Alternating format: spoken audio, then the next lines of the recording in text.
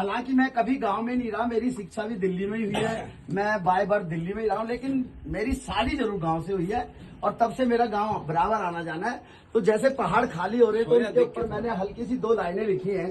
कभी देवभूमि फलीभूत थी, कभी देवभूमि फलीभूत थी, पहाड़ों में बसते थे अनगिनत लोग, पहाड़ों में बसते थे अनगिनत लोग। इसलिए हम ना करें अब इस बात का वियोग, इसलिए अब हम ना करें इस बात का वियोग, क्योंकि भविष्य ही बनाएगा, क्योंकि भविष्य ही बनाएगा आपके घर वापसी के संयोग। क्योंकि ये मैंने कोविड में लिखी थी, जब लोग पलायन कर रहे थे इस साइड शहरों को छोड़ के, तब मैंने ये कविता लिखी। क्योंकि भविष्य ही बनाएगा हमारे घर वापसी के संयोग। आपकी समझदारी से फिर जीवित हो सकती है देवभूमि, आपकी समझदारी से फिर जीवित हो सकती है देवभूमि। आपके जहन में यदि अहमियत रखती हो आपकी मातृभूमि, आपकी जहनियत में यदि अहमियत रखती हो आपकी मातृभूमि, वरना किस्से कहानियों में सिमट के रह जाएगी हमारी कहानी, वरना किस्से कहानियों में सिमट के रह जाएगी हमारी कहानी।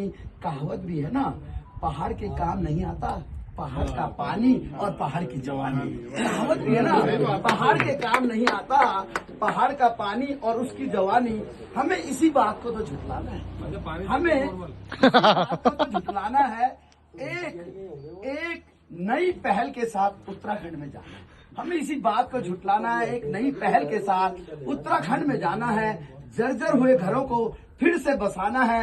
वक्त बीतने से पहले हमें यह एहसास होता है जरूरी, पहाड़ों से पलायन था भले ही, पर कभी तो कुछ न कुछ तो रही होगी मजबूरी, कभी कुछ न कुछ तो रही होगी मजबूरी।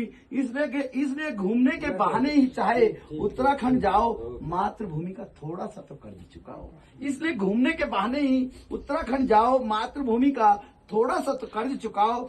आपके सहारे पर्यटन को थोड़ा सा बढ़ावा मिलेगा, आपके सहारे पर्यटन को थोड़ा सा बढ़ावा मिलेगा, तो शायद हमारे किसी भाई के घर का चूल्हा जलेगा, तो शायद हमारे किसी भाई के घर का चूल्हा जलेगा।